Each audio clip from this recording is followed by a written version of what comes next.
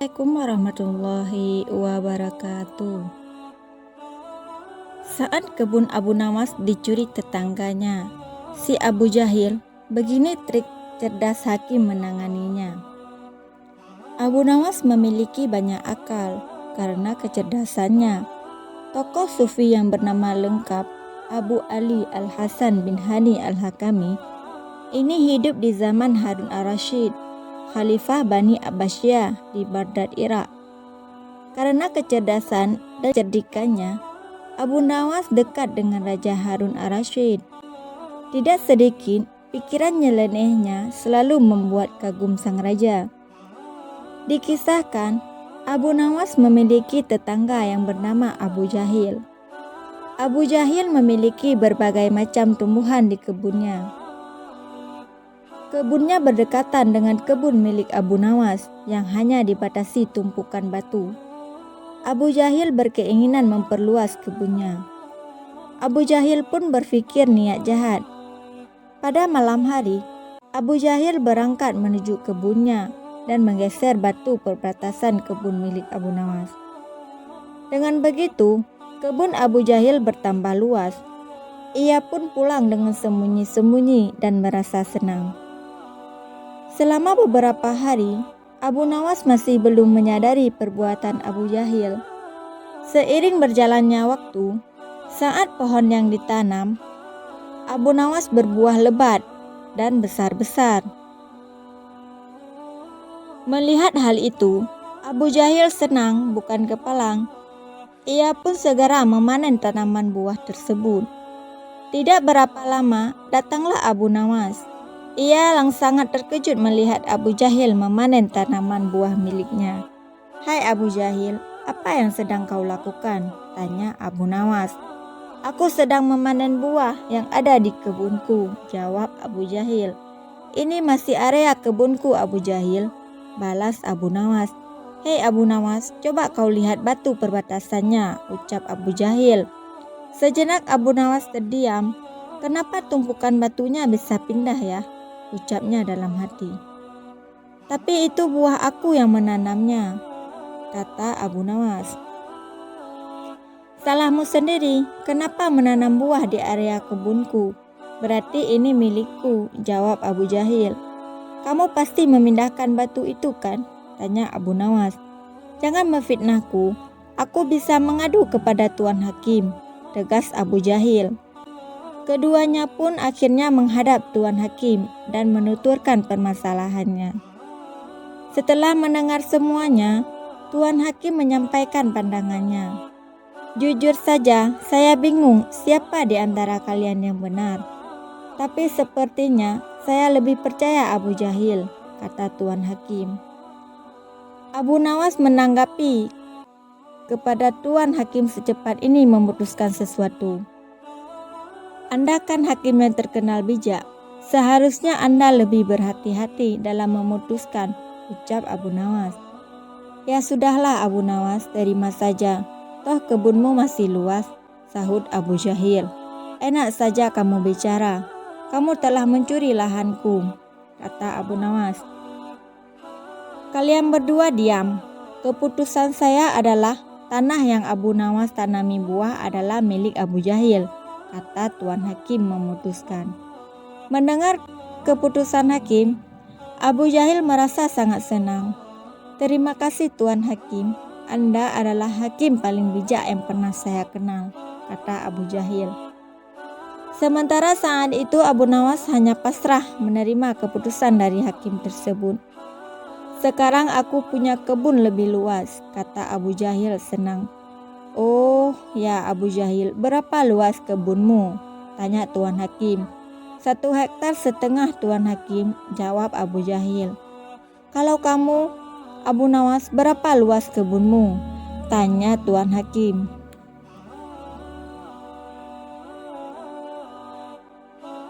"Sebenarnya luas kebun saya 1,5 hektar.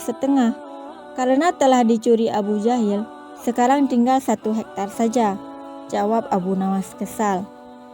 "Kalian tahu tidak kenapa aku tanya luas kebun kalian?" tanya Tuan Hakim. Kemarin aku mendapat surat dari Baginda Raja yang memerintahkan, barang siapa yang mempunyai kebun yang luasnya lebih dari 1 hektar, maka akan disita negara beserta isi-isinya. Dan bagi yang menentang peraturan ini akan dihukum mati. Hal ini terpaksa dilakukan karena kondisi negara sedang krisis, kata hakim menjelaskan. Setelah mendengar hal itu, Abu Jahil yang awalnya senang menjadi terkejut. Waduh, celaka, aku akan kehilangan kebunku, pikir Abu Jahil. Maaf Tuan Hakim, sebenarnya luas kebunku hanya 1 hektar, tutur Abu Jahil. Tadi tak kamu bilang luas kebunmu 1,5 hektar, sekarang bilang 1 hektar saja. Kamu jangan main-main Abu Jahil, ucap hakim.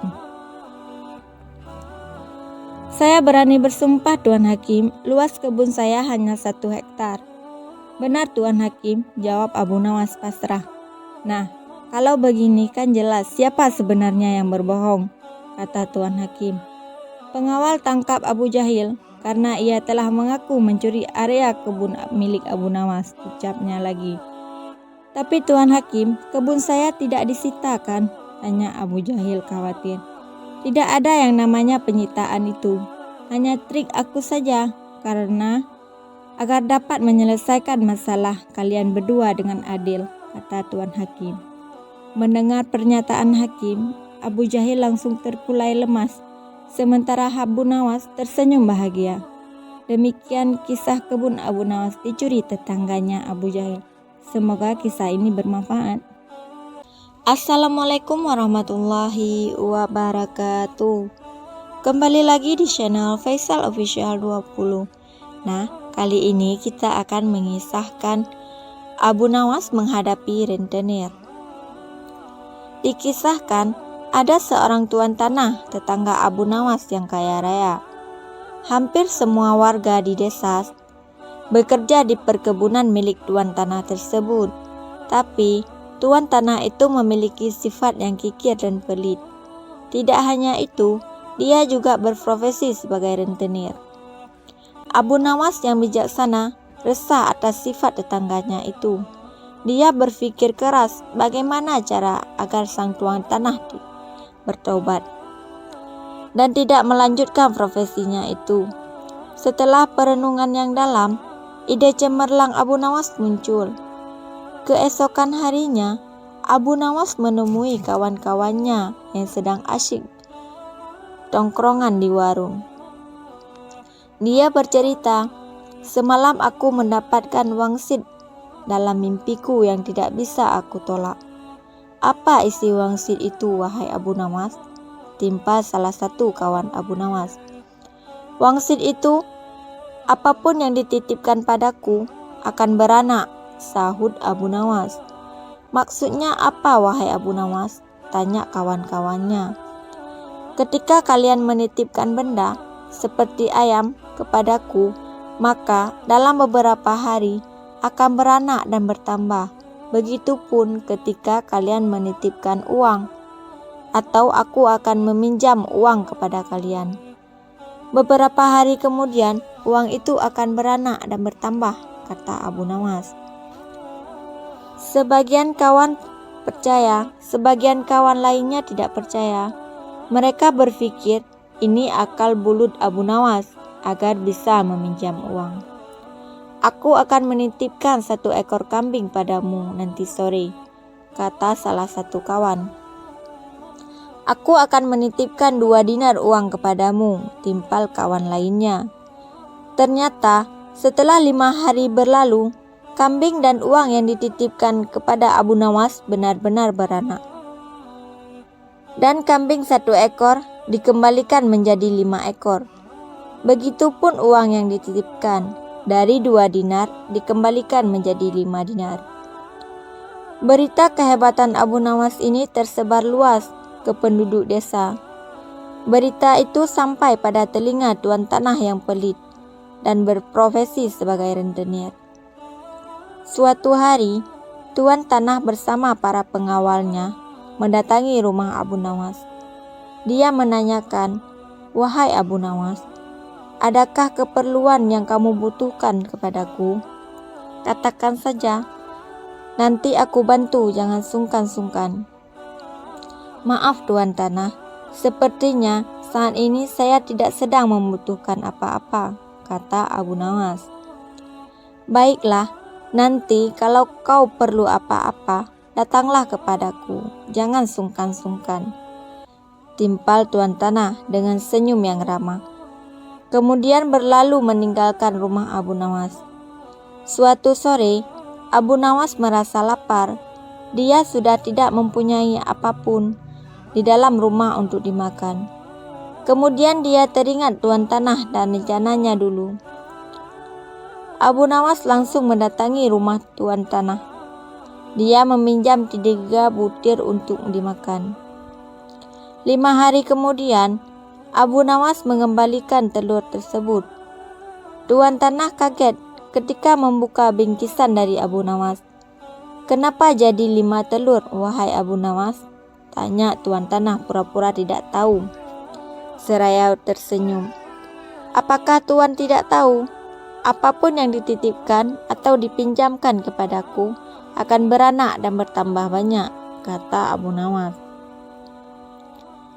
Tuan Tanah tersenyum, kemudian menawarkan pinjaman kepada Abu Nawas. Tapi Abu Nawas menolak dengan dalih sedang tidak butuh. Kemudian hari, Abu Nawas kembali ke rumah Tuan Tanah. Abu Nawas hendak meminjam uang 1000 dinar. Jumlah itu terbitlah sangat banyak.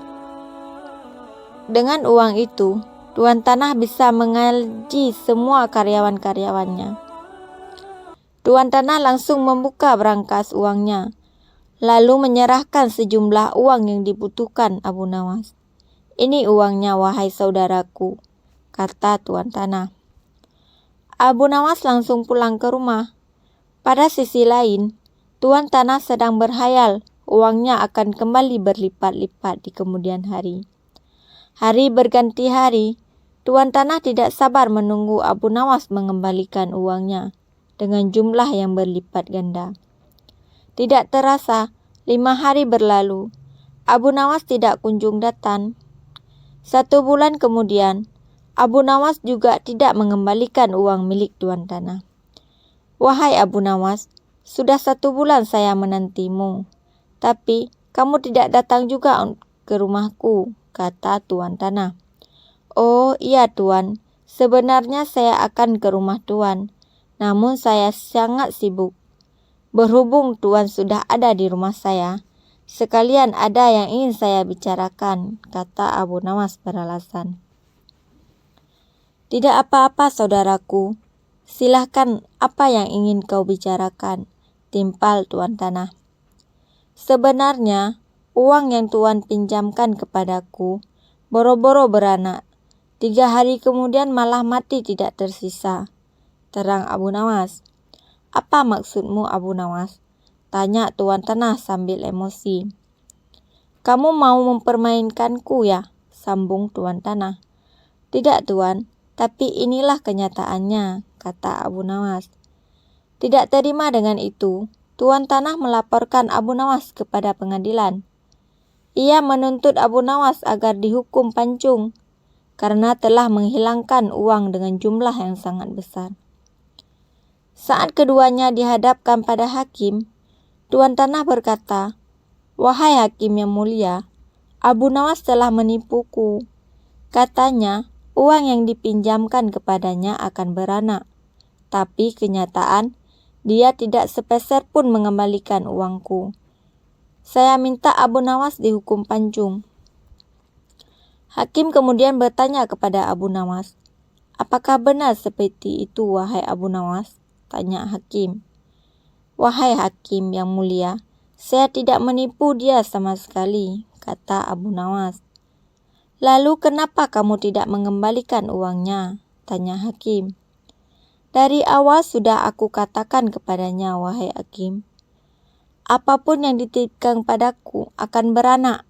Dan kebetulan uang yang dititipkan kepadaku bukannya beranak, tapi malah mati. Aku tidak mungkin mengembalikan karena telah mati. Bukankah sesuatu yang beranak pasti bisa mati?" kata Abu Nawas menjelaskan.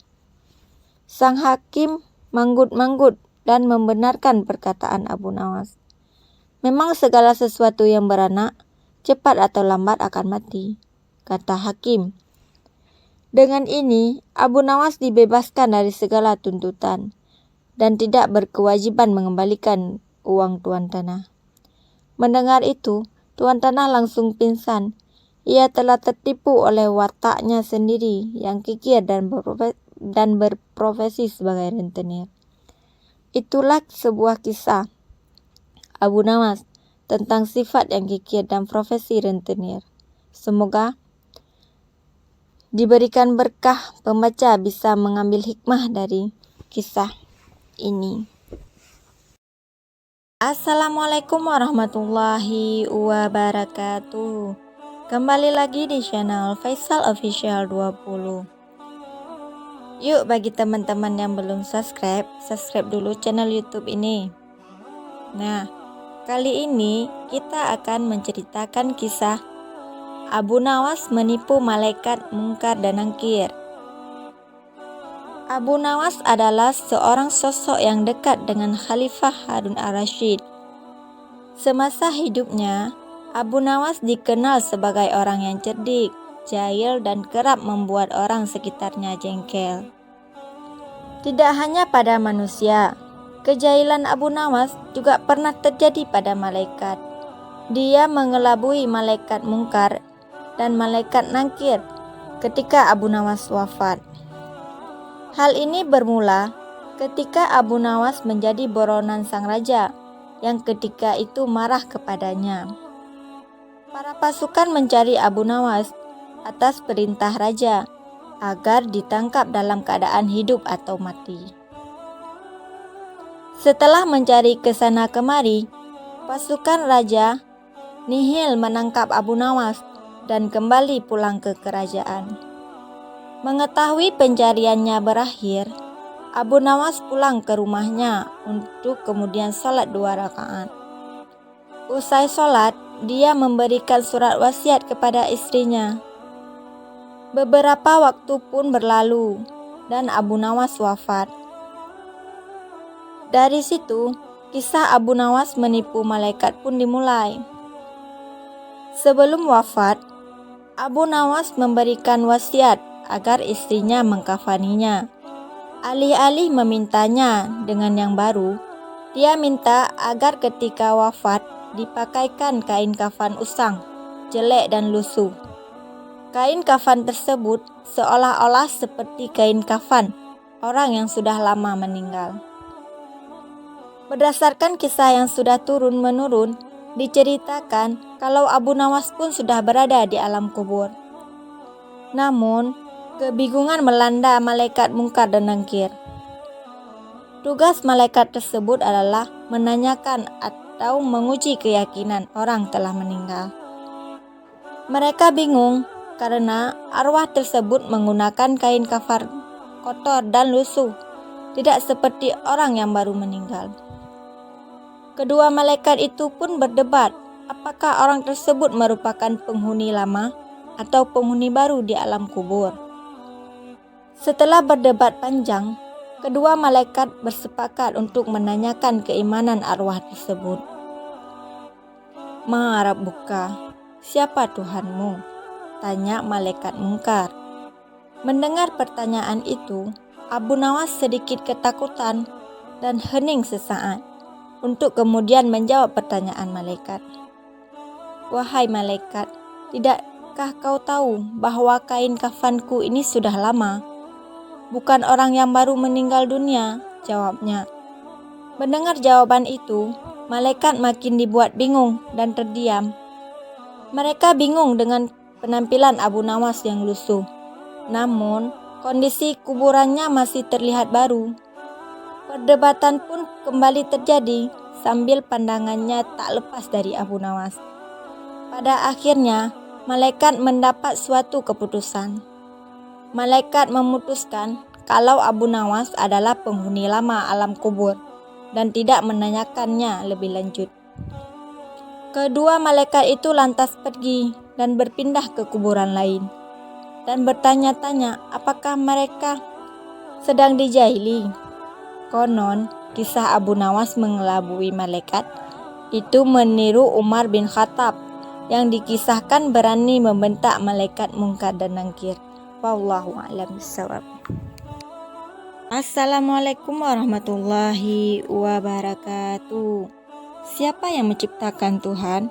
Kisah Abu Nawas menjawab pertanyaan orang ateis. Bukan Abu Nawas namanya jika tidak bisa menjawab dan memecahkan teka-teki. Hidup di masa Raja Harun ar-Rasyid, Abu Nawas lebih dikenal sebagai seorang penyair. Selain itu, Abu Nawas juga terkenal jenaka dan konyol. Namun, di balik kekonyolannya, Abu Nawas adalah sosok yang terkenal, cerdas, dan banyak akal. Suatu ketika, kota Baghdad kedatangan orang asing yang bikin gaduh warga kota. Tiba-tiba, orang asing tersebut mengaku bahwa dirinya tidak mempercayai adanya Tuhan. Karena membuat resah masyarakat, akhirnya orang asing tersebut dipanggil ke istana oleh Baginda Raja.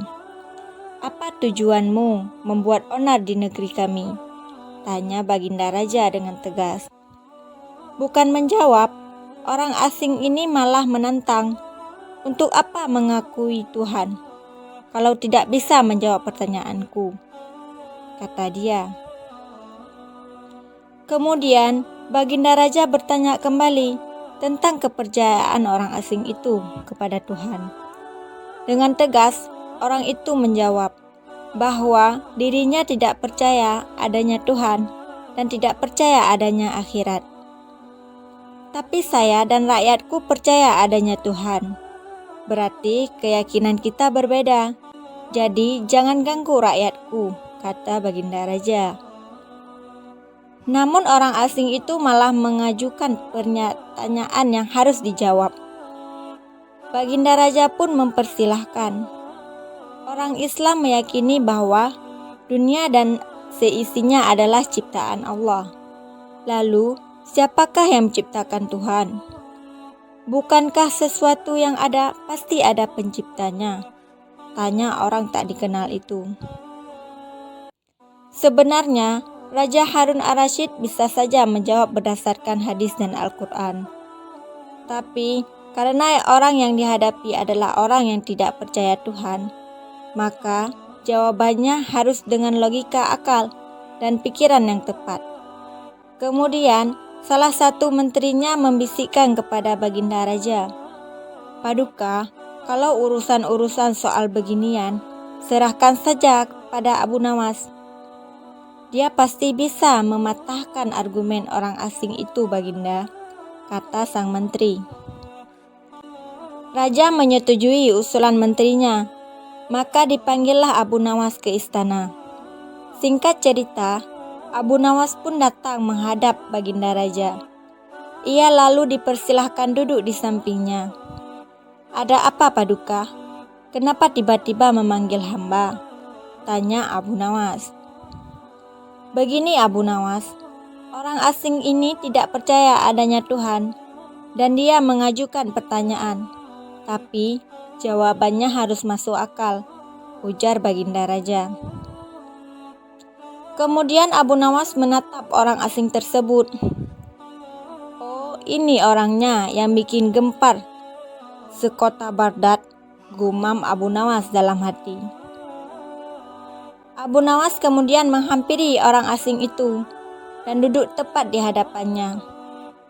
"Silahkan, apa yang ingin kau tanyakan?" kata Abu Nawas. Dengan penuh kesombongan, orang asing tersebut memulai pertanyaannya. "Anda sebagai seorang Muslim tentu percaya bahwa segala sesuatu, baik yang terlihat maupun tidak terlihat, pasti ada yang menciptakannya," kata dia. "Iya, tentu saja saya percaya," jawab Abu Nawas. "Sekarang saya mau bertanya, siapakah yang menciptakan alam semesta dan seisinya?" tanya orang asing tadi. "Yang menciptakan alam semesta dan seisinya adalah Allah Tuhan saya, jawab Abu Nawas. Oh, baiklah. Lalu siapakah yang menciptakan Allah? Bukankah tadi Anda mengakui bahwa segala sesuatu, baik yang terlihat maupun yang tidak terlihat, pasti ada yang menciptakan, kata orang tadi. Mendengar pertanyaan itu, Abu Nawas terdiam. Ia pun lalu berkata, Anda pasti tahu kalau kami selaku orang Islam mengakui hanya ada satu Tuhan. Kita istilahkan saja Tuhan dengan angka 1, kata Abu Nawas. Sekarang gantian aku yang bertanya, angka 3 berasal dari angka berapa? Kata Abu Nawas mengajukan pertanyaan. Angka 3 berasal dari angka 2, ditambah 1, jawab orang tersebut. Tepat sekali. Kalau angka 2 berasal dari angka berapa? Tanya Abu Nawas lagi. Angka 2 berasal dari angka 1 tambah 1, jawab orang itu. Benar sekali. Sekarang, kalau angka 1 sendiri berasal dari angka berapa? Tanya Abu Nawas lagi. Orang asing itu kaget dengan pertanyaan tersebut. Dia hanya terdiam, tak bisa menjawabnya. Kemudian, Abu Nawas berkata kembali sebagai berikut. Pada intinya, semua angka pasti ada awalnya. Entah itu angka 5, angka 4, ataupun angka 10. Dan angka-angka tersebut diibaratkan alam semesta ciptaan Allah, kata Abu Nawas. Apabila kamu bertanya siapa yang menciptakan Allah, sama halnya saya bertanya dari mana angka 1 itu. Kamu pasti tidak akan bisa menjawabnya, tambah Abu Nawas lagi. Orang asing itu pun langsung terdiam merenungi kata-kata Abu Nawas. Untuk jawabanmu atas pertanyaanku masuk akal, kata orang tersebut. Jawaban Abu Nawas tentang siapa pencipta Tuhan membuat lawan bicaranya terdiam. Raja Harun ar-Rasyid pun kagum atas kecerdasan sang sufi.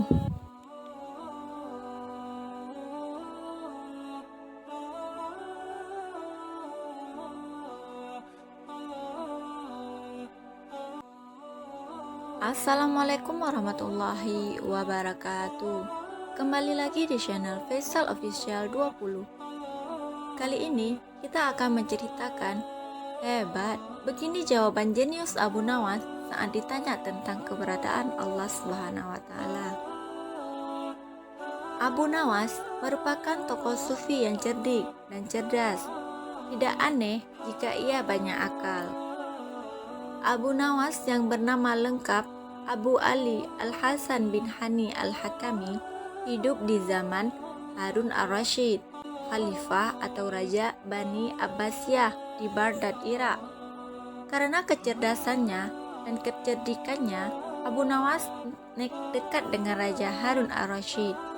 Tidak sedikit pikiran-pikirannya membuat kagum sang raja. Terdapat sebuah kisah menarik terkait kecerdasan dan kecerdikan Abu Nawas, yaitu saat dirinya ditanya tentang keberadaan Allah Subhanahu wa Ta'ala. Dikisahkan pada suatu ketika sepulangnya dari ibadah haji, Baginda Harun ar-Rasyid mengundang Abu Nawas. Ia merasa rindu karena sudah lama tidak berjumpa dan berbincang dengan Abu Nawas di istana. Baginda Raja kemudian memerintahkan beberapa prajuritnya untuk menjemput Abu Nawas. Sesampainya Abu Nawas di istana Baginda, langsung menyambut Abu Nawas dengan mengajaknya menuju ke pendopo untuk berbincang-bincang sambil meminum teh. Seperti biasanya, dalam setiap perbincangan, Baginda selalu mengajukan beberapa pertanyaan kepada Abu Nawas. Kali ini, Baginda Harun ar-Rasyid membahas seputar ibadah haji yang baru saja ia tunaikan. Sang raja merasa penasaran dengan orang-orang yang tawaf. Padahal, orang yang menunai ibadah haji adalah tamu Allah. Jika status para jemaah haji adalah sebagai tamu Allah, kenapa tidak dipersilahkan saja masuk ke dalam Baitullah satu persatu? Begitu pikirnya. Baginda pun mulai mengajukan beberapa pertanyaan pada Abu Nawas. Wahai Abu Nawas, apakah arti Ka'bah Baitullah?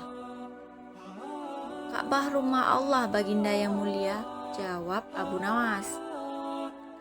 Sebagai apakah orang yang menunaikan ibadah haji itu? Tanya Baginda berikutnya.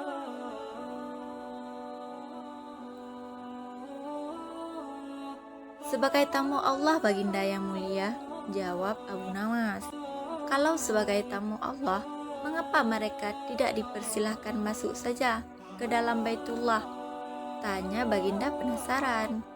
Baitullah hanyalah sebagai lambang, wahai Baginda, kata Abu Nawas. Kalau begitu, di manakah Allah bersemayam? Tanya Baginda yang masih penasaran. Di dalam hati orang mukmin, jawab Abu Nawas kembali. Abu Nawas kemudian menjelaskan, karena tidak ada suatu ruangan yang bagaimanapun luasnya yang mampu menampung zat Allah kecuali hati orang mukmin. Kalbu mukmin Baitullah, hati orang mukmin adalah rumah Allah. Mengapa Baitullah dijadikan kiblat?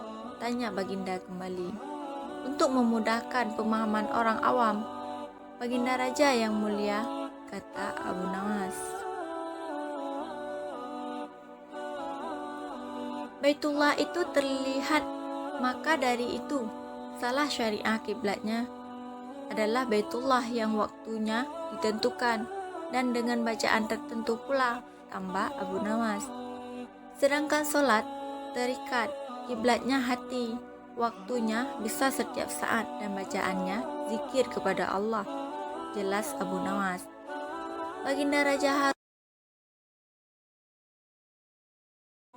Assalamualaikum warahmatullahi wabarakatuh. Kembali lagi di channel Faisal Official 20. Yuk, bagi teman-teman yang belum subscribe dulu channel YouTube ini. Hebatnya Abu Nawas menangkap matahari. Dia hadiahi emas batangan dari Raja Harun al-Rasyid. Kisah kecerdasan dan kecerdikan Abu Nawas seakan tidak ada habisnya.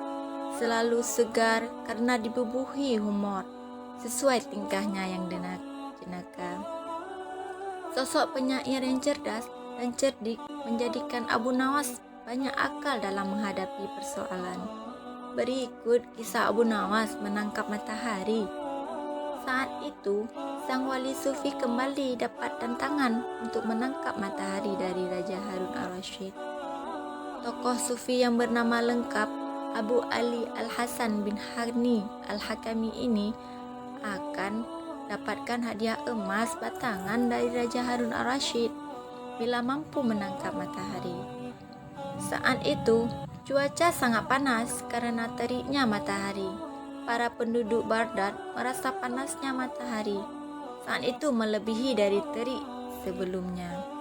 Raja Harun al-Rasyid pun memanggil Abu Nawas.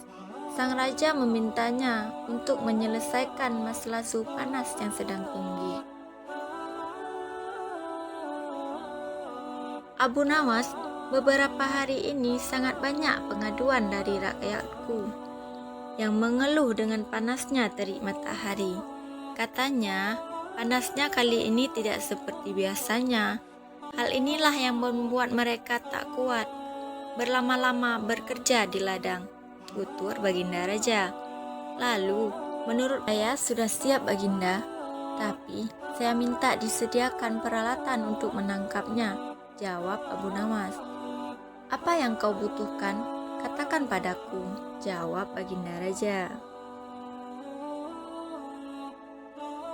Saya minta ember yang berisi air dan juga kantong besar yang tidak bocor, pinta Abu Nawas. Setelah peralatan dipersiapkan, Abu Nawas mengajak salah satu menteri ke tengah lapangan. Kamu lihatkan matahari itu, kata Abu Nawas, sambil menunjuk bayangan matahari yang berada di dalam ember berisi air tersebut.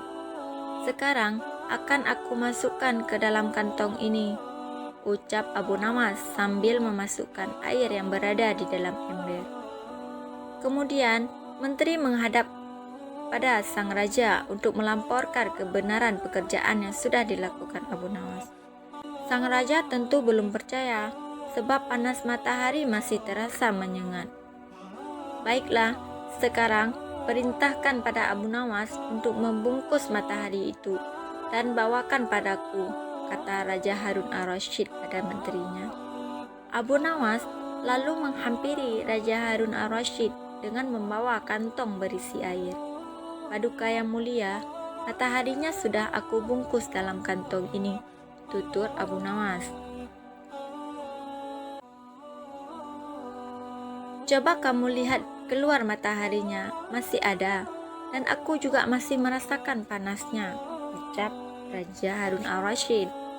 Benar yang mulia, tapi sesungguhnya itu matahari kedua, timpal Abu Nawas.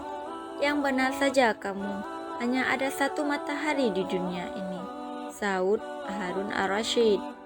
Paduka Raja, memang benar jika ketika matahari berhasil saya tangkap, dunia menjadi gelap gulita, lalu Allah langsung menggantikannya dengan matahari yang baru, ujar Abu Nawas. Baginda Raja kemudian memastikan isi kantong besar tersebut berisi matahari atau bukan. Ia pun membuka kantong tersebut dan ternyata isinya hanya air. Mana mataharinya? Abu Nawas, kamu jangan mengerjai saya, ucap Harun al-Rasyid. Baginda Raja membukanya dengan di dalam ruangan karena matahari tidak suka dengan ruangan tertutup. Pasti dia ingin akan menampakkan dirinya, jawab Abu Nawas beralasan. Maksudnya bagaimana Abu Nawas? Tanya Raja Harun al-Rasyid. Matahari hanya mau menampakkan dirinya kalau dia melihat ada saudaranya di atas, ujar Abu Nawas. Lalu Abu Nawas mengajak Baginda Raja ke tengah lapangan dengan membawa kantong yang berisi air itu. Nih, saya buka kantongnya Baginda.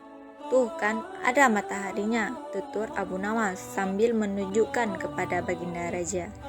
Baginda Raja hanya bisa geleng-geleng kepala dengan kecerdikan Abu Nawas.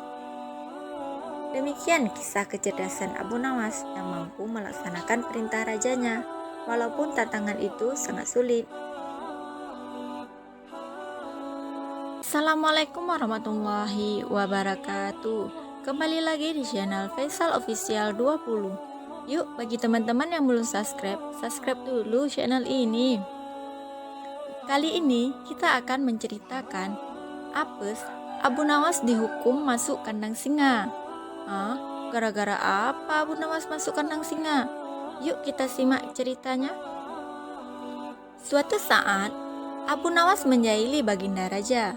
Namun, kali ini usilannya bisa dibilang kelewatan batas. Sebab, Baginda Raja hampir saja kehilangan nyawanya. Akibatnya, Baginda Raja menjadi sangat murka dengan ulah Abu Nawas itu.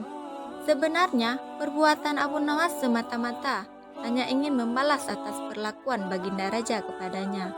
Asalnya, bukan sekali dua kali saja, Abu Nawas juga beberapa kali hampir celaka karena perbuatan usil Baginda Raja. Saat ini, Baginda Raja diselumuti amarah yang sangat memuncak. Cari Abu Nawas, tangkap dan bawa ke sini, perintahnya. Beberapa pengawal kerajaan langsung berangkat menuju rumah Abu Nawas. Sesampainya di sana, mereka menangkap Abu Nawas dengan kasar. Apa-apaan ini? Apa salahku? Tanya Abu Nawas ketakutan. Kami diperintah Baginda Raja untuk menangkapmu. Kalau kamu menolak, kami tetap akan membawamu dengan cara paksa, jawab pengawal. Abu Nawas pun hanya bisa pasrah. Ia kemudian digiring ke istana dan dihadapkan kepada Baginda Raja. Ampun Paduka yang mulia, kenapa hamba diperlakukan kasar begini? Tanya Abu Nawas. Kamu jangan pura-pura tidak tahu. Kamu telah membuat aku murka. Perbuatan usilmu kemarin hampir saja membuatku mati. Kamu keterlaluan dan sangat kurang ajar, jawab Baginda Raja penuh emosi. Maafkan hamba Paduka yang mulia. Hamba khilaf, ucap Abu Nawas. Saat ini sudah tidak ada maaf bagimu. Kamu harus dihukum mati, bentak Baginda Raja. Lalu, dengan cara apa hamba dihukum mati, Paduka? Dipacung atau digantung? Tanya Abu Nawas. Bukan, maka dimasukkanlah Abu Nawas ke penjara. Pada bulan pertama, Abu Nawas melalui waktu dengan beribadah, sedangkan tiap pagi dan sore diisi memberi makanan singa. Pada bulan kedua dan ketiga, Abu Nawas makin tekun beribadah. Ia juga lebih rajin memberi makan singa. Abu Nawas memperlakukan singa itu layaknya sahabat. 3 bulan pun berlalu, dan tibalah saatnya Abu Nawas untuk menjalani hukuman dan perintah Baginda Raja. Beberapa pengawal istana memasukkan Abu Nawas ke kandang singa. Sementara para menteri yang ikut menyaksikan merasa iba dengan nasib Abu Nawas. Tapi tiba-tiba terjadi peristiwa tidak terduga. Saat Abu Nawas berada di dalam kandang singa, singa tersebut tidak menerkam, tapi justru menjilati kaki dan tangan Abu Nawas. Abu Nawas pun membalas dengan mengelus-ngelus tubuh dan kepala singa.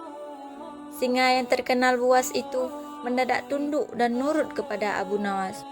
Sontak saja, pemandangan itu membuat mereka yang hadir menjadi terkejut dan heran. Abu Nawas ternyata punya kesaktian, ujar salah satu menteri.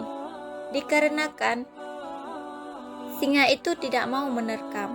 Akhirnya, Abu Nawas dikeluarkan dari kandang dan disuruh menghadap Baginda Raja. Hai Abu Nawas, kenapa singa itu tidak mau memakanmu? Kamu punya kesaktian? Tanya Baginda heran. Sama sekali hamba tidak punya kesaktian, Paduka, jawab Abu Nawas. Tapi kenapa singa itu tidak mau memakanmu? Tanya Baginda Raja lagi.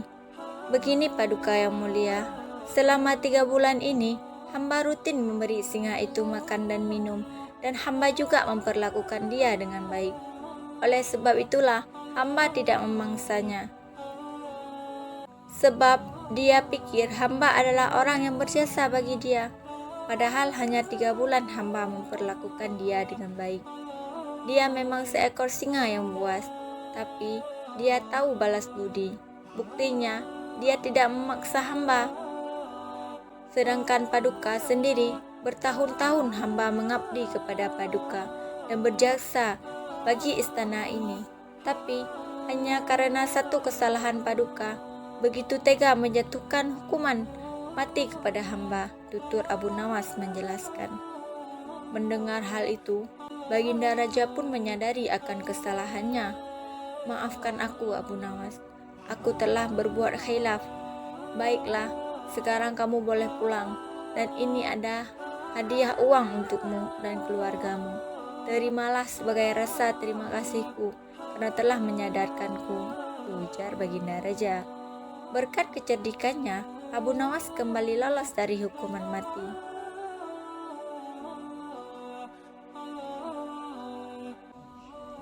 Assalamualaikum warahmatullahi wabarakatuh. Kembali lagi di channel Faisal Official 20. Nah, bagi teman-teman yang belum subscribe dulu channel YouTube ini. Cerdas, ditipu tabib palsu. Abu Nawas kerjai balik hingga kapok dan untung ratusan dinar juga. Suatu hari di kota di tempat tinggal Abu Nawas heboh karena ada tabib baru yang mengaku sakti. Sang tabib tersebut bahkan sesumbar dapat mengobati penyakit apa saja, yang mana hal itu membuat rumahnya kedatangan ratusan pasien. Akan tetapi, tabib itu cuma seorang penipu. Dia memakai keahlian sulapnya untuk menipu masyarakat. Hal inilah yang membuat warga makin percaya pada kesaktian palsu sang tabib. Ada juga pasien yang tidak kunjung sembuh, namun karena rayuan manis sang tabib palsu, ia selalu menuruti perkataannya agar kembali berobat. Sampai pada suatu ketika Abu Nawas jatuh sakit yang tidak kunjung sembuh. Atas saran sang istri, Abu Nawas disuruh berobat ke tabib tersebut. Kala itu, Abu Nawas belum tahu kalau tabib tersebut adalah seorang penipu. Ia pun menuruti saran istrinya. Namun, sudah 3 kali berobat, sakit Abu Nawas tidak kunjung sembuh. Padahal, sekali berobat bayarnya 1.100 dinar. Dan Abu Nawas sudah menghabiskan 300 dinar. Tanpa ada sedikit pun tanda-tanda kesembuhan pada dirinya. Akibatnya, Abu Nawas mulai curiga, jangan-jangan tabib itu seorang penipu. Seiring berjalannya waktu, Abu Nawas pun sudah sehat seperti sedia kala. Lalu, terbesit dalam benaknya untuk mengerjai tabib palsu tersebut. Aku harus mendapatkan 300 dinarku. Tapi bagaimana caranya? Tanya Abu Nawas. Setelah lama berpikir, akhirnya Abu Nawas menemukan ide cemerlang. Keesokan harinya, dia membuka praktek pengobatan di depan rumahnya. Lengkap dipasang papan yang bertuliskan, sembuh bayar 100 dinar, kalau tidak sembuh uang kembali 1.000 dinar. Para pasien yang rencananya berobat ke tabib palsu mendadak memilih datang ke rumah Abu Nawas. Rumah Abu Nawas pun penuh sesak oleh pasien. Entah karena kebetulan atau bagaimana, hampir semua pasien yang diobati berhasil disembuhkan. Sementara di rumah tabib palsu terlihat sepi. Tidak ada seorang pasien pun yang datang. Hari ini kenapa sepi sekali? Tanya sang tabib dalam hati. Selang beberapa lama datanglah asistennya dan mengabarkan berita tentang klinik Abu Nawas. Tuan, Abu Nawas sekarang buka praktek pengobatan, kata asisten melaporkan. Benarkah? Tanya sang tabib. Benar tuan, di rumah Abu Nawas ramai sekali. Itulah kenapa hari ini di rumah tuan sepi pasien, jawab asistennya. Bukan masalah sakti atau tidaknya tuan, tapi di depan rumah Abu Nawas terpajang papan yang bertuliskan, sembuh bayar 100 dinar, kalau tidak sembuh uang kembali 1.000 dinar, jawab sang asisten. Oh, pantas aku hari ini sepi pasien. Tapi, apa memang benar begitu? Tanya sang tabib penasaran. Saya lihat sendiri tuan, tapi anehnya pasien yang berobat ke Abu Nawas hampir semuanya sembuh dari penyakitnya, jawab sang asisten. Mendengar penuturan asistennya, muncul sifat asli tabib palsu. Ia berencana menipu Abu Nawas. Beberapa hari ke depan, untuk sementara kita tutup dulu. Biarlah Abu Nawas yang membuka praktek pengobatan, ucap sang tabib kepada asistennya. Memangnya kenapa tuan? Tanya asistennya penasaran.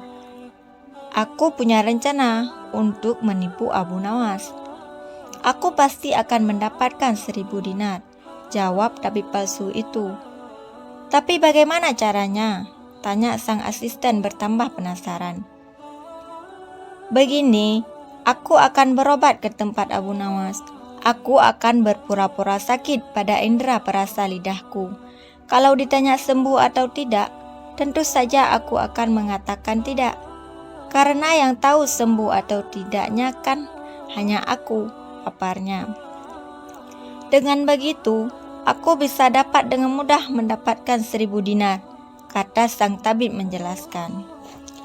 Singkat cerita, datanglah tabib palsu itu ke rumah Abu Nawas. Hai Abu Nawas, aku ingin berobat kepadamu, kata sang tabib. Bukankah kau seorang tabib? Kenapa malah berobat kemari? Tanya Abu Nawas.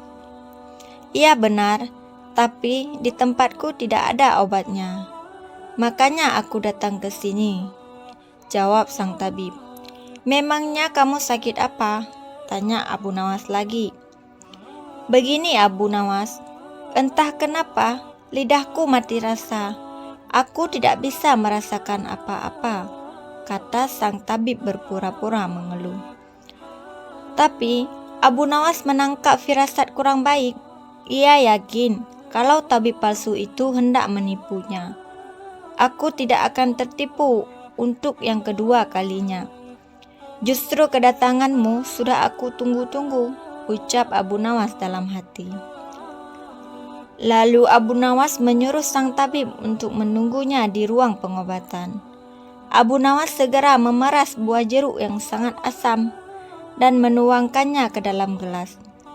Lalu gelas tersebut diberikan kepada sang tabib. Ini obatnya, sudah jadi, minumlah, ucap Abu Nawas. Ketika sang tabib meminumnya, mukanya mendadak berkerut menahan rasa kecut karena menipu. Ini obat, tapi air jeruk yang sangat kecut, kata tabib itu emosi. Alhamdulillah, berarti lidahmu sudah tidak lagi mati rasa. Sekarang bayar ongkos berobatnya, pinta Abu Nawas. Waduh, aku keceplosan, gagal rencanaku, pikir sang tabib palsu. Ia pun terpaksa memberikan uang 100 dinar kepada Abu Nawas. Tapi sang tabib tidak putus asa. Ia terus berusaha agar bisa mendapatkan 1000 dinar. Hari berikutnya, ia kembali mendatangi Abu Nawas. Hai Abu Nawas, aku mau berobat lagi, kata sang tabib palsu. Oh, silahkan. Apa lidahmu masih mati rasa? Tanya Abu Nawas meledek. Bukan, kali ini penyakitnya berbeda, jawab sang tabib. Luar biasa, ternyata kamu punya banyak stok penyakit. Kali ini apa penyakitnya? Tanya Abu Nawas lagi. Aku hilang ingatan Abu Nawas, jawab tabib palsu itu. Apakah kamu kesandung kasus korupsi? Makanya hilang ingatan? Tanya Abu Nawas. Enak saja, memangnya aku pejabat, jawab tabib dengan nada protes. Baiklah, kamu tunggu di sini sebentar, aku akan mengambilkan obatnya, ucap Abu Nawas. Tidak berapa lama, Abu Nawas kembali menemui sang tabib palsu. Ini obatnya, silahkan diminum, kata Abu Nawas sambil memberikan gelasnya. Aku tidak mau meminumnya, Abu Nawas, ujar sang tabib. Loh, memangnya kenapa? Katanya pengen sembuh, ucap Abu Nawas. Ini kan perasan air jeruk seperti kemarin. Aku tidak mau, kata sang tabib menolak. Alhamdulillah, tanpa meminumnya pun kamu sudah sembuh. Sini bayar 100 dinar, pinta Abu Nawas lagi. Sudah sembuh? Sudah sembuh apanya? Kamu jangan mengada-ngada Abu Nawas, protes sang tabib. Buktinya, kamu masih ingat dengan obat yang kemarin aku berikan itu. Berarti sakit hilang ingatanmu sudah sembuh, jelas Abu Nawas.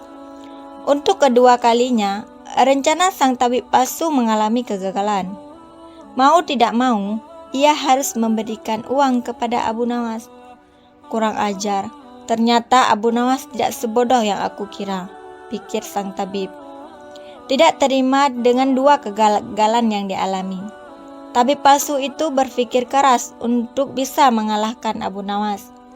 Setelah merenung agak lama, akhirnya ia mendapat ide. Aku pasti berhasil, ungkap tabib merasa yakin. Kali ini ia berpura-pura buta. Si tabib berjalan ke rumah Abu Nawas dengan bantuan tongkat di tangannya. Setelah tiba, Abu Nawas sempat kaget dengan penuh rasa iba. Abu Nawas bertanya kepada sang tabib, apa yang menimpamu dan mengapa kamu bisa seperti ini? Si tabib palsu menjawab, tolonglah aku, Abu Nawas, mataku tiba-tiba buta, sembuhkanlah aku, terangnya. Tabib itu kemudian dipersilahkan masuk dan duduk di ruang pengobatan.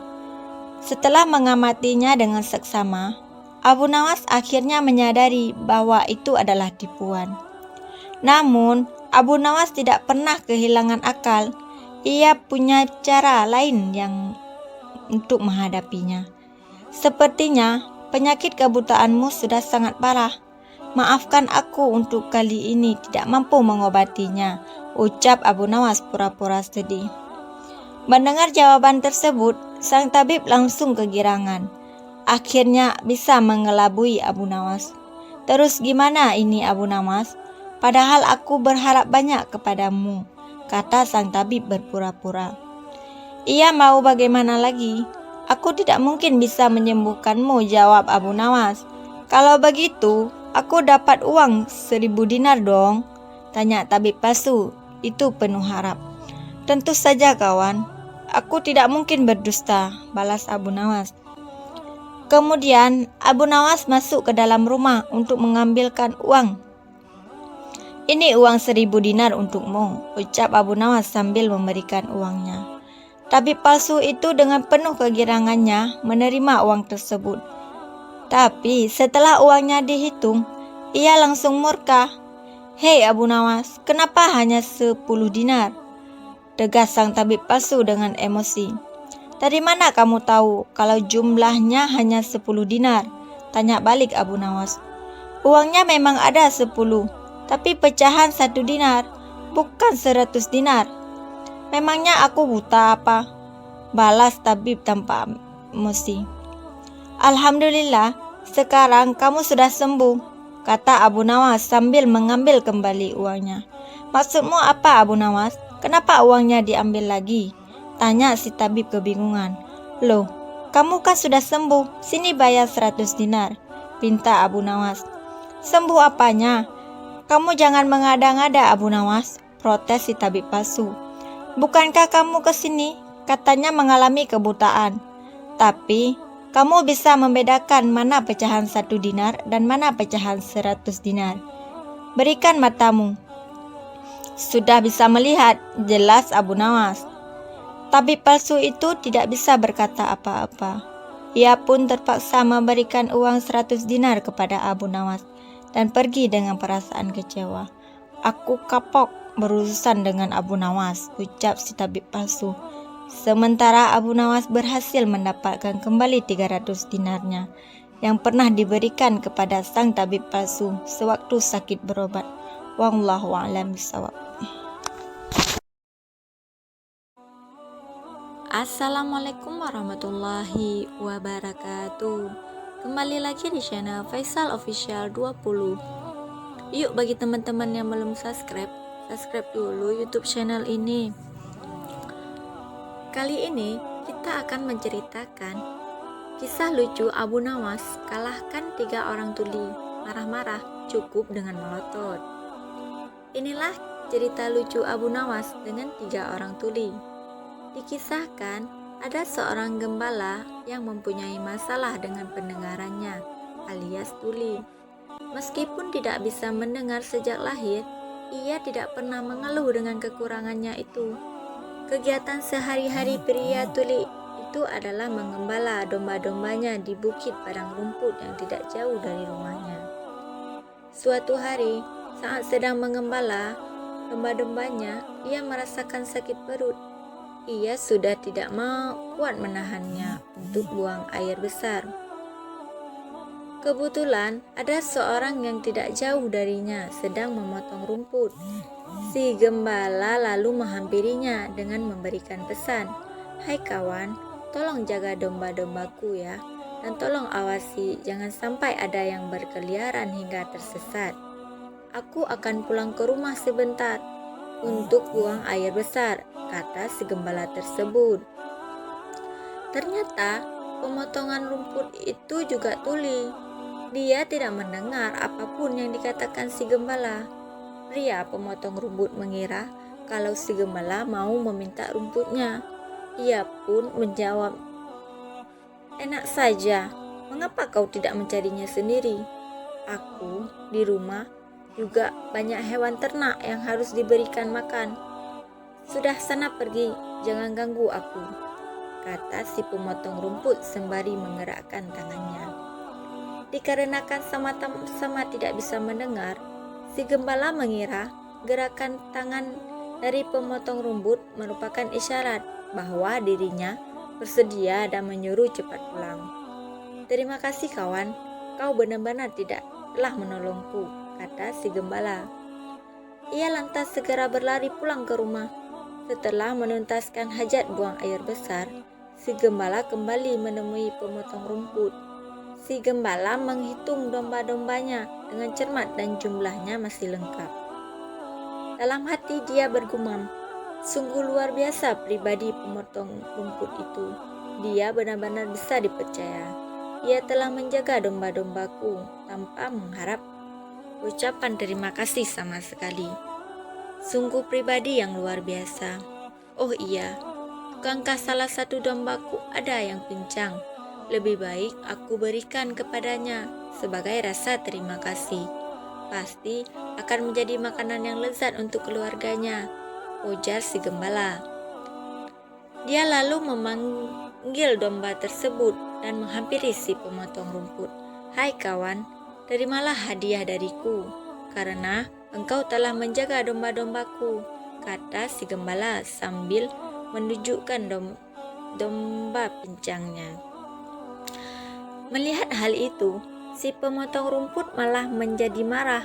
Dasar kurang ajar, aku tidak melihat apapun yang terjadi selama kau pergi. Kenapa kamu malah meminta tanggung jawab atau pincangnya kaki dombamu? Dari tadi aku sibuk memotong rumput dan sama sekali tidak tahu terkait kejadian yang menimpa kaki dombamu. Pergilah, kalau kau mendekat, aku akan memukulmu, ancam si pemotong rumput dengan emosi. Si gembala pun menjadi heran, kenapa si pemotong rumput tiba-tiba marah kepadanya. Tidak beberapa lama kemudian, lewatlah seseorang dengan menaiki kuda. Tapi ternyata dia adalah seorang pencuri, yang telinganya juga tuli. Kuda yang dikendarinya adalah hasil curian. Si gembala lalu berteriak memanggil pria penunggang kuda. Tuan, tolong katakan kepadaku apa yang diucapkan si pemotong rumput ini. Aku ini tuli, Tuan. Jadi aku tidak mengerti kenapa ia menolak pemberianku, malah marah-marah kepadaku, ucap si gembala dengan emosi. Pria pemotong rumput juga tidak mau kalah. Dia bicara dengan nada teriak kepada si penunggang kuda. Begini Tuan, dari tadi aku sedang memotong rumput dan tidak tahu apa-apa. Tapi tiba-tiba dia meminta tanggung jawab atas pincangnya kaki domba miliknya. Jelas saja aku marah dituduh seperti itu, balas si pemotong rumput. Si penunggang kuda kemudian turun dari kudanya dan menghampiri mereka berdua. Dikarenakan juga menderita tuli, ia mengira si pemotong rumput dan gembala sedang memarahinya karena mencuri kudanya. Benar kawan, aku memang barusan mencuri kuda. Tapi aku sungguh tidak tahu kalau kuda itu adalah milik kalian. Maafkan aku kawan, kata si penunggang kuda. Sudah aku katakan, aku tidak tahu apa-apa atas pincangnya domba ini, teriak si pemotong rumput. Hai kawan, suruh dia jelaskan mengapa menolak pemberianku dan justru marah-marah, teriak si gembala. Iya, aku mengaku mencuri kuda, tapi aku tuli.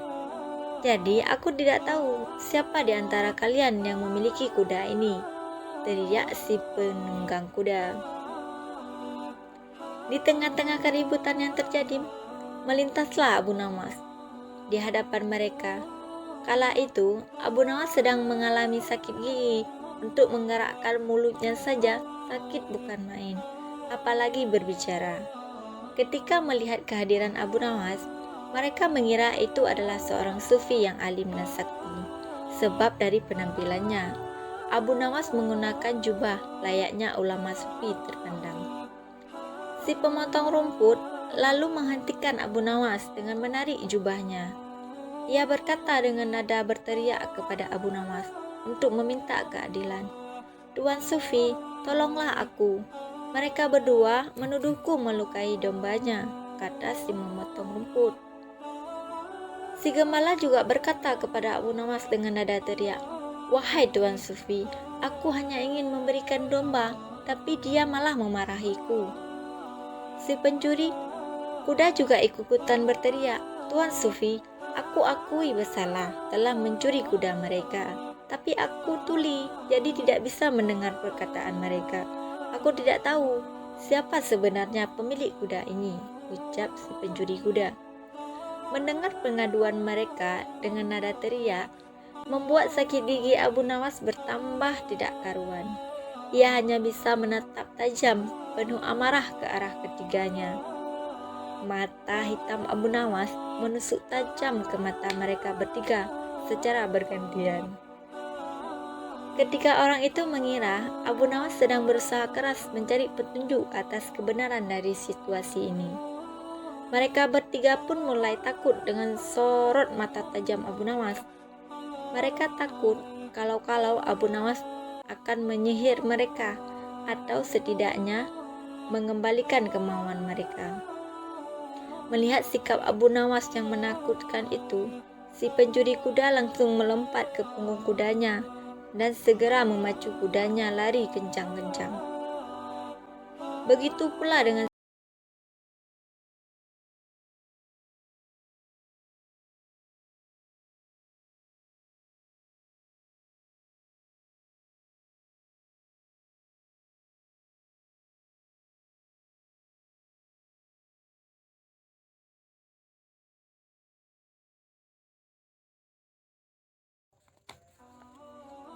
Assalamualaikum semuanya. Semoga Allah senantiasa memberikan keberkahan kepada kita semuanya. Amin ya Rabbal Alamin. Tokoh fenomenal Abu Nawas dari kota Baghdad terkenal dengan sifatnya yang cerdik dan jenaka. Dengan kecerdikannya inilah, ia selalu saja bisa mengatasi masalah yang sering bikin Baginda Raja tertawa. Namun, di balik itu semua, Abu Nawas juga terkenal akan kejujurannya. Kejujurannya inilah yang membuat Baginda Raja bertambah sangat menyukainya. Akan tetapi, tidak semua percaya dengan kejujuran Abu Nawas. Salah satunya adalah bangsa jin. Mereka ingin sekali menguji sampai sejauh mana kejujuran Abu Nawas. Bangsa jin akhirnya sepakat akan menguji kejujurannya.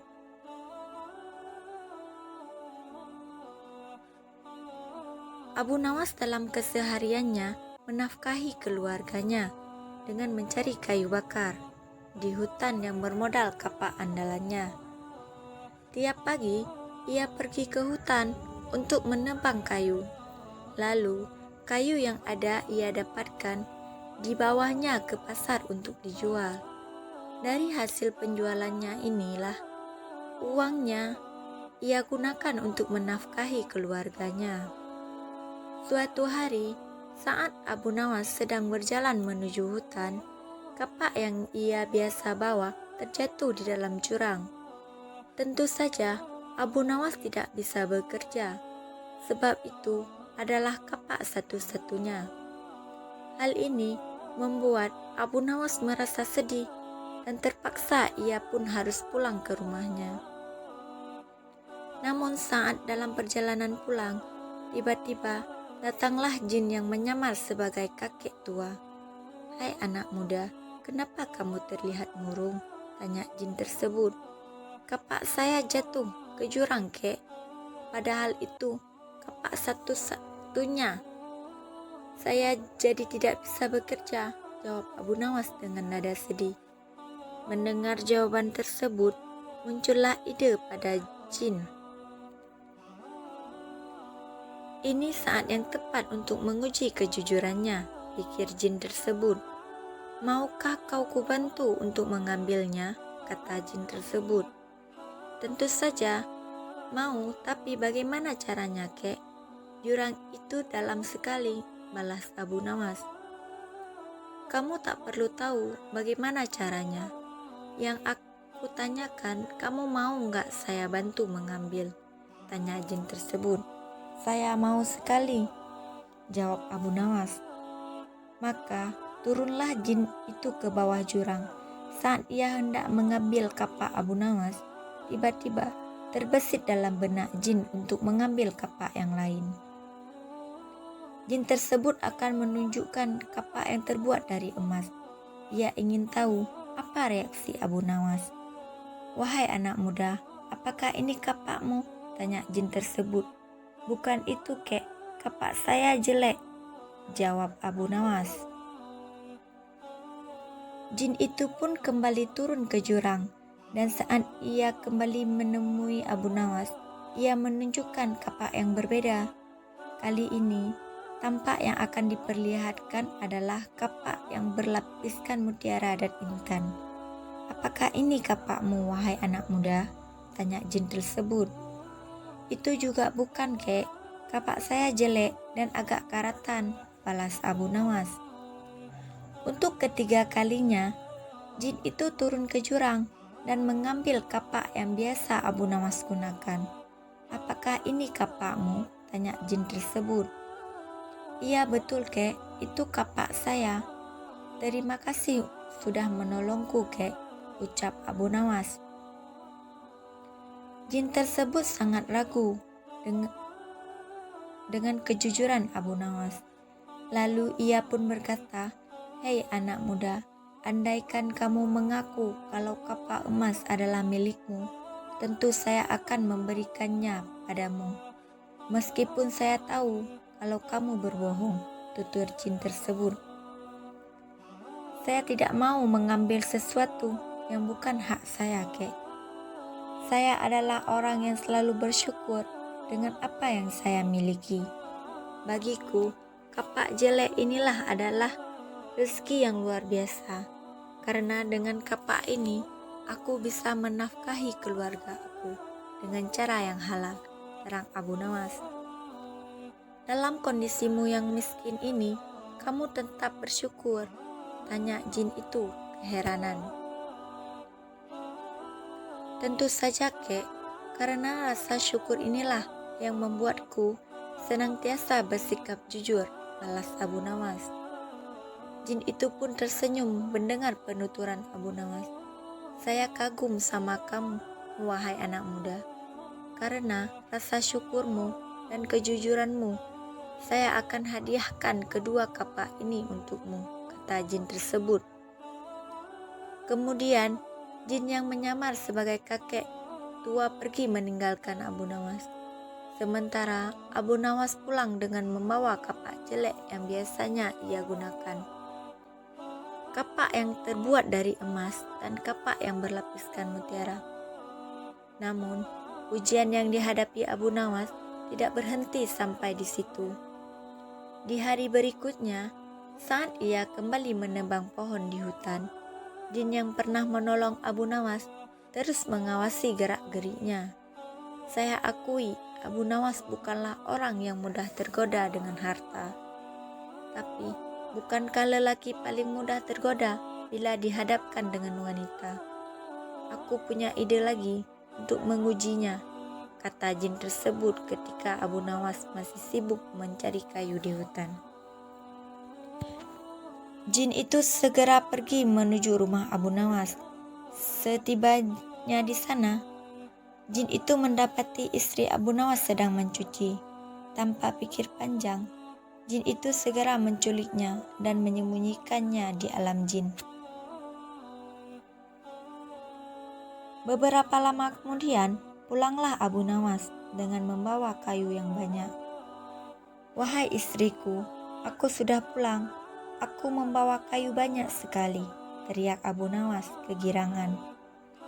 Beberapa kali, Abu Nawas memanggil istrinya, namun tidak ada jawaban sama sekali.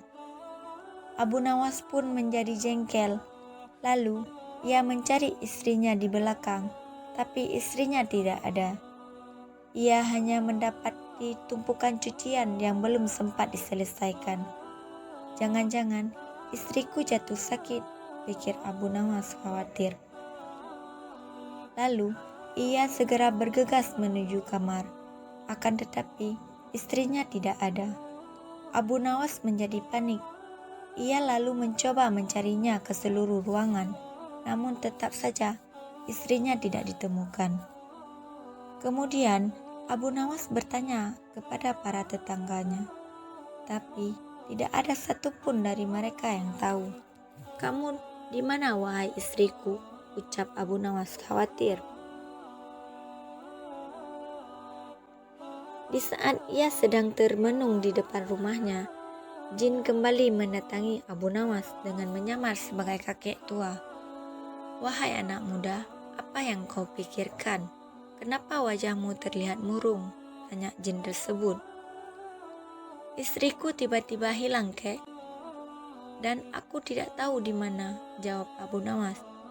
"Jangan khawatir anak muda, aku bisa membantumu. Aku bisa mengembalikan istrimu," balas jin itu. Sejenak, Abu Nawas terdiam. "Bukankah orang itu kakek tua sakti yang tempo hari menolongku mengambilkan kapak di jurang? Hilangnya istriku pasti perbuatan kakek tua ini.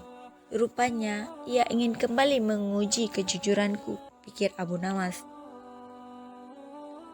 "Mau ditolong malah melamun. Ayo ikut aku," ajak jin itu kepada Abu Nawas. Abu Nawas pun menuruti ajakannya. Ia ingin tahu ujian apa lagi yang akan diberikannya. Setelah sampai di tempat yang sepi, jin itu berkata kepada Abu Nawas, "Kamu tunggu sini sebentar." Lalu tiba-tiba jin itu menghilang. Tak lama berselang, jin itu kembali menemui Abu Nawas. Ia datang bersama seorang wanita yang cantik jelita, layaknya seorang putri kerajaan. "Hai anak muda, apakah ini istrimu?" tanya jin tersebut. Abu Nawas mengamati wanita cantik itu dari ujung kepala sampai ujung kaki. "Sungguh cantik dan menawan," kata Abu Nawas. "Hei anak muda," ditanya malah bengong. "Ini istrimu bukan?" tanya jin kembali. Abu Nawas langsung menjawab, "Benar sekali, kek. Itu istri saya." Mendengar jawaban Abu Nawas, jin yang menyamar sebagai kakek tua itu tampak marah. "Kamu bohong. Aku tahu ini bukan istri kamu. Hanya gara-gara wanita, kamu memilih tidak jujur. Mana rasa jujurmu yang katanya membuatmu bersikap jujur?" kata jin tersebut. "Sabar dulu, kek. Jangan emosi. Begitu aku tahu kalau itu bukan istriku. Tapi jika aku menjawab bukan, pasti kakek akan datang lagi dengan membawa wanita yang lebih cantik. Dan bila aku kembali menjawab bukan, barulah kakek akan membawakan istri saya yang sebenarnya. Setelah aku mengakuinya, kemudian kakek pasti akan menghadiahkan kedua wanita cantik tersebut kepadaku. Lalu aku pulang dengan membawa 3 wanita tersebut. Kakek sendiri kan tahu pekerjaan saya adalah penebang kayu di hutan. Pinggang saya sering sakit, kek.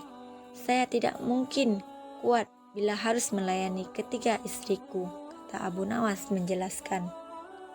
Mendengar itu, jin yang menyamar sebagai kakek tua langsung tertawa terpingkal-pingkal.